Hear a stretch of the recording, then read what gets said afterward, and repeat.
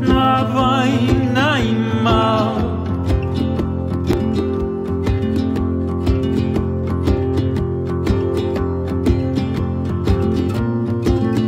No teu olhar vivo o universo inteiro.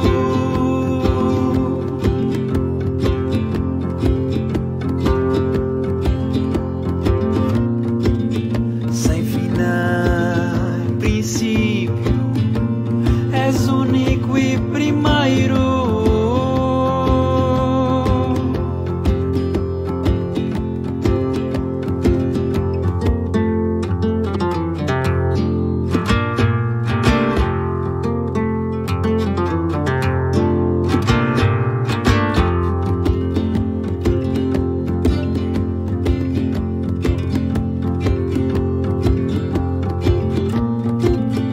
Teus arcanos ternos atravessam as estrelas.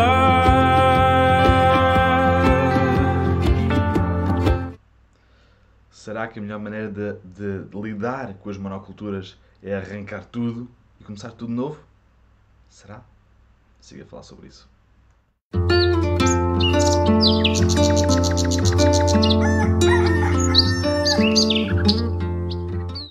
Bom dia, malta. Bem-vindos a mais um podcast Desperta-te, podcast do Liberta-te. Eu sou o Pipo, do Projeto Liberta-te, e estou aqui para vos acompanhar aqui nesta manhã, neste início da manhã, com este podcast, que é feito para vocês, live, todas as manhãs às 8h30. Vai ficar também no podcast do Spotify, por todo lado, Google Podcasts, Apple Podcasts, tudo, mas alguma coisa que vocês usem. Podem ir à Anchor também, que é onde é a minha base, onde eu coloco tudo, todos estes áudios, e os vídeos em direto ficam aqui no Facebook. Portanto, é como vocês quiserem. Bom dia, Olívio. Bom dia a todos que estejam a ver este live ao vivo.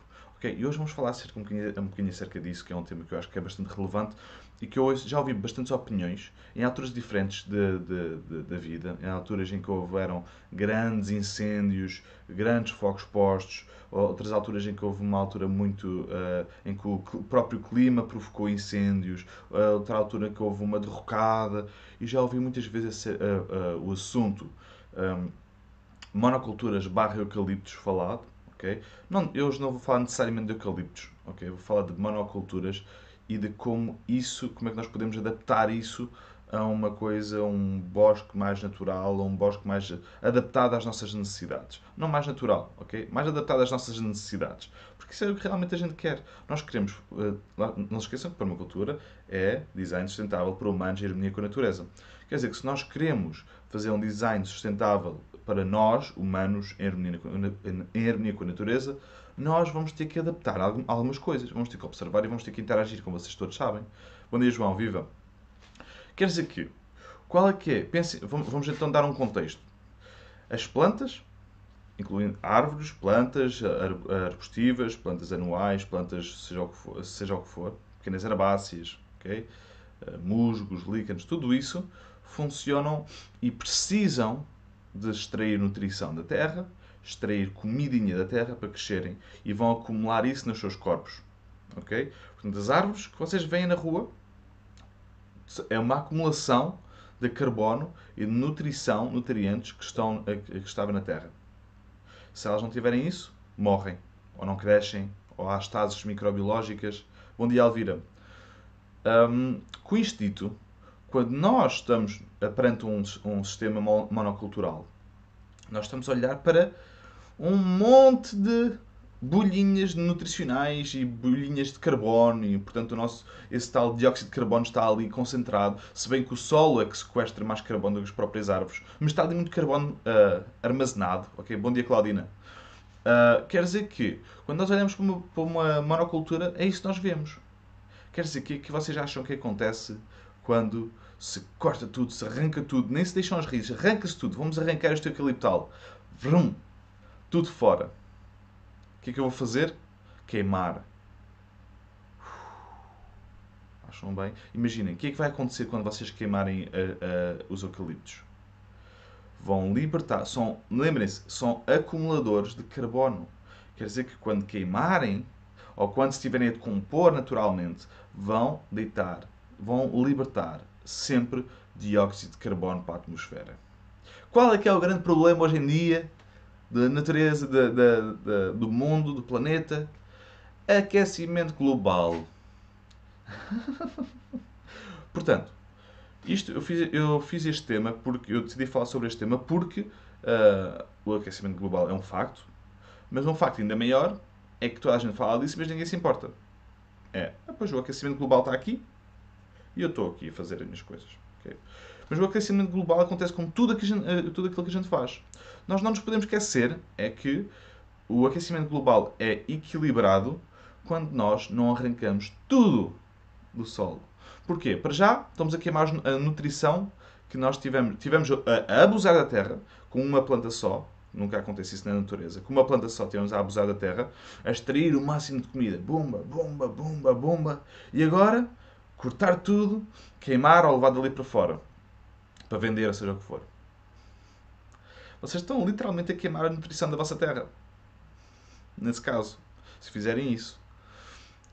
Estão a libertar o dióxido de carbono e estão a remover toda a parte nutricional. Lembram-se das acumuladoras dinâmicas que eu estou sempre a falar?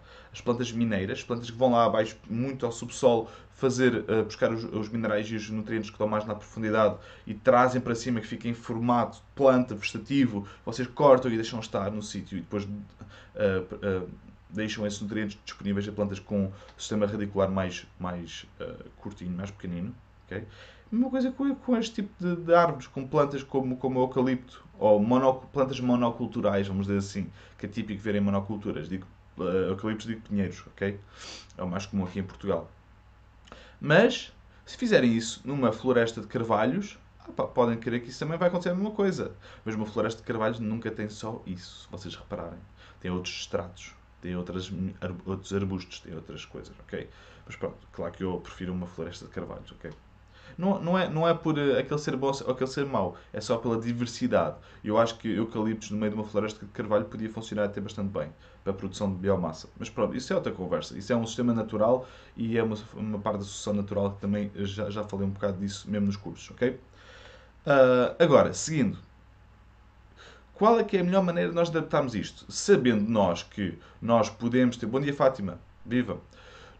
Sabendo nós que nós temos um sítio que é monocultural, ou temos algum conhecido, ou de certeza que alguém já passou por essa experiência, porque não faltam em monoculturas, nós conseguimos entender que, fazendo um mapeamento, fazendo um design, nós conseguimos entender que parte dessas árvores podem ser sacrificiais, parte dessas árvores podem ser usados para nos aquecer, okay? E parte dessas árvores podem lá ficar. Não temos que arrancar tudo. Temos que pensar o que é que nós queremos lá pôr. Primeiro que tudo, antes de começarem a arrancar e fazer seja o que for, decidam, façam um plano. No caso, bosta de alimentos, ok? Não estou a falar de um projeto inteiro de design em permacultura. Um bosta de alimentos. Quando vocês têm um bosta de alimentos, vocês, qual é que é a intuição primária de um bosta de alimentos? Okay, deixa-me ver. Okay. Qual é que é a intenção primária de um bosta de alimentos? É alimentar seres vivos. Alimentar ecossistemas.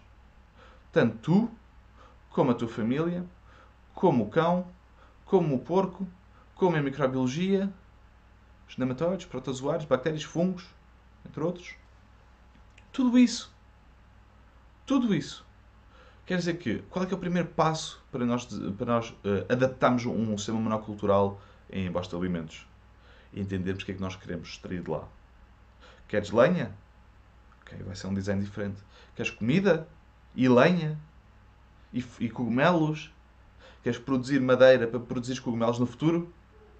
Qual é que é a tua intenção? Qual é que é o teu objetivo para o teu projeto? Para a tua adaptação de um sistema monocultural neste caso, eucaliptos. Vamos dar esse exemplo só porque é um exemplo muito popular.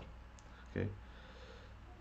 Depois de teres o teu objetivo traçado, podes então começar a entender que zonas seriam benéficas para plantar essas árvores. E que zonas seriam benéficas deixar as árvores de suporte, que seriam, neste caso, os eucaliptos. Onde é que eu posso criar, por cada árvore de fruto, nós temos de ter 4 espécies diferentes de suporte. Isso é uma regra que eu uso sempre, uma regra de ouro, ok?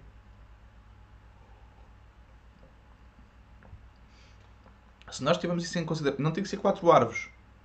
Pode ser um trevo, pode ser pode ser uma giesta, pode ser uma caragana, pode ser uma tipo tipo, pode ser uma casuarina, pode ser o que vocês quiserem. Desde que aquela árvore, desde que 4 plantas, incluindo árvores, sejam árvores de suporte para aquela fruteira. Se vocês tiverem 4 tipos de plantas de cobertura de solo que façam trabalhos para suportar aquela fruteira, boa, não tem que ser árvores, não tem que ser arbustos. Eu recomendo porque nós estamos a trabalhar com extratos. Okay? E que se aproveitarmos esses extratos, vamos ter mais comida para toda a gente. Ok? Ok, deixa-me cá ver. A Olivia diz: incrível as práticas existentes para limpar de queimar tudo. Exatamente. Sim, o queimar. Lá está, os ciclos, os ecossistemas de fogo existem. Assim como nem todo o sítio é bom para se fazer um bosta de alimentos. Nem todo o sítio está a puxar. Isso é uma coisa que nós temos. Qualquer dia vamos mais em detalhe. Nem todos os sítios estão feitos para caminhar sempre para o clímax florestal. Isso é uma coisa que eu tenho estado a estudar bastante. Eu não vou, isto é apenas opinativo, agora nunca experimentei. Okay? É apenas opinativo e tentado a fazer algumas experiências em relação a isso. É que muitos sítios querem e beneficiam de estar em prado. Ponto. Não querem árvores, não querem arbustos, querem estar em prado. E fixam e sequestram tanto ou mais azoto, noutra vertente, do que uma floresta. Mas lá está, malta. Isto, não repitam isto é uma coisa, é opinativo, não é nada que eu experimentei, não foi nada que eu experimentei. Estou a ler alguns livros que me estão a dar umas ideias acerca disso, ok? Que é a beleza de ler os livros. Nunca é o conteúdo, mas sempre o conteúdo que te estimula no cérebro para experimentares, é o que eu acho. Portanto, eu estou a ler umas coisas acerca disso. Portanto, sim, nem sempre existem, nem todos os climas, nem todos os ecossistemas são ecossistemas para nós transformarmos em bosques de alimentos. Alguns ecossistemas são ótimos, dependendo do ecossistema, da vida que lá estiver, okay? Dos animais que lá estiverem, dos herbívoros que lá estiverem, wink wink, como eu estava a dizer. Lá está, os prados funcionam muito de certeza com herbívoros. Mas pronto, isso fica para outro tema. Tudo isto para dizer, Olivia, que existem ecossistemas para tudo. Agora, sim, limpar as coisas ao queimar é a maior barbaridade que eu posso. Tipo, não faz sentido nenhum. Gasta-se tempo, gasta-se dinheiro e gasta-se nutrição. Depois vamos gastar dinheiro para comprar nutrição sintética que nós temos ali à mão porque nós queimamos ao perder tempo. O ser humano, às vezes. Estão a ver, quando nós pensamos que conseguimos controlar o futuro e pensamos que nós conseguimos lidar com esta ansiedade de não saber qual é que é o dia da manhã, controlando, cada gota deste gota a gota vai-me regar aquela raiz. Epá, estás a perceber? Quem diz a ti que aquela planta amanhã não vai ter uma doença e não vai morrer? Não conseguimos controlar nada. Nós conseguimos observar e ser seres adaptáveis sempre. Nós precisamos ser seres adaptáveis, mais do que tudo. Okay? Nós não precisamos de controlar. Nós precisamos de entender o topo do iceberg, como é que isto funciona, para que nós possamos responder criativamente aos desafios e para responder criativamente aos obstáculos que nos forem aparecendo, ao feedback. Porque isto é tudo feedback. A natureza a dizer assim: olha, esta planta morreu. Porquê? Feedback. Porquê que eu fiz? Experimenta outra vez. Correu mal? Experimenta outra vez. Correu mal? Experimenta do outro lado. Não é aquele sítio para aquilo. Porquê? Se tiveres curiosidade, pesquisa. Tenta entender porquê. Mas não é o sítio para aquilo. Por exemplo, aqui no terreno, há um sítio perfeito para milho. Perfeito para milho. Eu planto lá milho, nem uma espiga aparece. E quando estou a dizer, não é monoculturas de milho, são linhas de milho por aí fora, em policultura, ok? Mas nem uma espiga aparece. Porquê? Porque eu, no lado norte, tenho uma barreira de vento grande, já tem uns bons 6 a 7 metros de ciprestes. Faz uma boa barreira de vento, porque eu tenho ventos fortes aqui. Mas isso é um problema para o milho, porque o milho é polinizado pelo vento. Malta, existem sítios, nem tudo cresce em todo lado. Isso é uma mentira.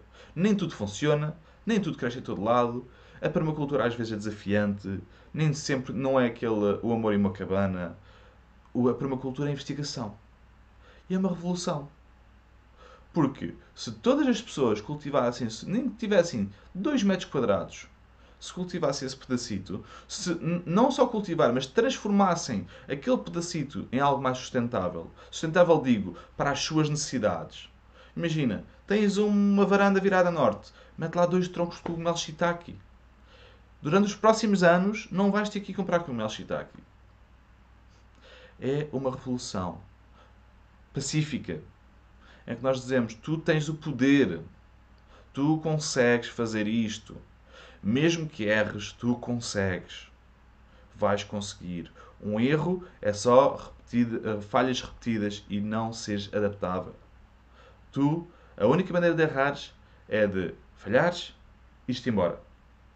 Ou falhares, voltar a falhar fazendo a mesma coisa, depois voltar a falhar fazendo a mesma coisa e voltar a falhar fazendo a mesma coisa. E depois acabares por te ir embora. Errar não é falhança. Falhança é ir embora. Ok? Portanto, permacultura passa muito por isto, passa muito por sermos adaptáveis e não é um amor e uma cabana. Gosto sempre de falar nisto. É muito bonito. É dos temas mais bonitos que eu conheço. É das coisas que nos conectam mais com a natureza que eu conheço. Foi a maneira que eu me conecto mais, cada vez mais, ao estudar, porque eu sempre gostei muito de estudar. Estudar não foi na escola, que eu não era muito bom aluno na escola, mas sempre gostei de ler livros e sempre gostei de me instruir e de falar e de ouvir. De falar não, mas ouvir muito e ler muito. Sempre gostei disso. E isso é que cria o futuro, o futuro ser. É qual é que é a minha vontade de fazer? Qual é que é a minha vontade de investigar? Quero investigar? Se não quiseres investigar, não te metas na permacultura. Porque a permacultura tem 40 anos, 50 anos, como ela existe, okay? Como ela é conhecida. Claro que estas técnicas têm milhares de anos, não é? Agora, a permacultura tem pouco tempo. Nós somos todos investigadores. Coisas funcionam. Mas eu estou constantemente a fazer experiências. Vocês acompanharam-me durante o ano inteiro e eu fiz quantas experiências que falharam? N! Estou sempre a fazer experiências. E uma coisa, a partir do momento em que tu entendes, e isto digo-vos de fundo do coração, pessoas que estão a começar projetos novos, malta nova, que não têm um budget muito grande, vocês subestimam o que conseguem fazer em um ano e subestimam o que conseguem fazer em 5. Vocês vão entrar para isto, vão dizer assim: ei, caraças, num ano dá para fazer isto, dá para fazer aquilo. Chegam ao final do ano, não fizeram nada. Nada. Chegam ao final de 5 anos e depois vocês ficam desmotivados. Eu passei por isto tudo. Desmotivam. Ih, passou um ano da minha vida, não fiz nada. Fizeste nada, caraças. Fizeste muito. Trabalho aqui e aqui. Resiliência. Não voltaste para a vida que não gostavas. Okay? Isso é muito importante. Esse trabalho, esse enraizamento é muito importante nesta parte da permacultura. Depois, porque nos próximos anos, nós estamos agora, já não sei quantos anos temos disto, mas eu passei por isto e eu lembro que cheguei ao 5º ano e disse assim: oh Ruth, aquela frase é mesmo assim. Nós pensamos sempre que vamos ser mais depois de um ano e depois do ano nunca acreditamos que passado 5 anos vamos ter um projeto como temos. Portanto, força para vocês. O ecossistema precisa de vocês. Precisa de seres adaptáveis. Precisa de seres resilientes. No verdadeiro sentido da palavra. Ok? Precisamos de não baixar os braços. Precisamos de fazer acontecer. Precisamos de não ter medo de ter um cultivo mal feito. Precisamos de não ter medo de errar uma vez e levar com todas as pessoas em cima. Isso vai acontecer. E está-se bem. Sabem porquê? Porque vocês são seres resilientes. Entra, armadura, sai. Porquê? Porque o vosso porquê é mais forte. Ok? Malta, um grande beijinho. Foi o podcast de hoje. Foi o podcast possível. Às 8h30 da manhã, como sempre.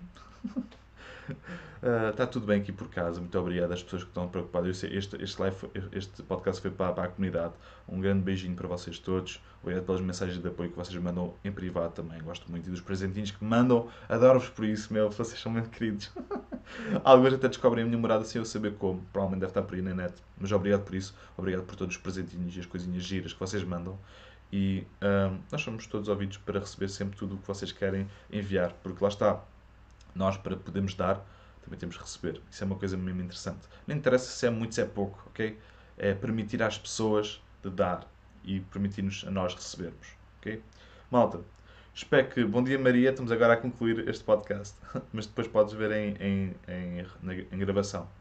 Malta, se quiserem uma caneca destas, já sabem, podem falar comigo, podem mandar-me mensagem. Esta caneca é a caneca do Desperta-te, tem aqui este logo e tem a frase: a liberdade é apenas a oportunidade de seres e fazeres algo melhor.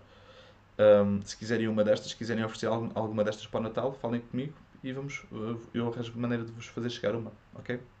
Malta, um grande beijinho, não se esqueçam de ver os cursos. Escola Liberta, o próximo vai ser de produção caseira de cogumelos e espero-vos lá, vai ser uma manhã interessante. Temos todos os outros cursos na Escola Liberta e temos a Hora Liberta, que é uma subscrição mensal para permacultura e criação de projetos. Portanto, faz todo sentido para aquilo que nós falamos hoje. Um grande abraço, um grande beijinho, tenham um resto de um dia espetacular. Se virem isto à noite, boa noite. Se virem isto amanhã, até amanhã, ou seja, quando for. Obrigado por estarem aí. Gosto muito de vocês. Beijinho e um abraço. Não te esqueças que a liberdade é apenas a oportunidade de seres e fazeres algo melhor. Liberta-te.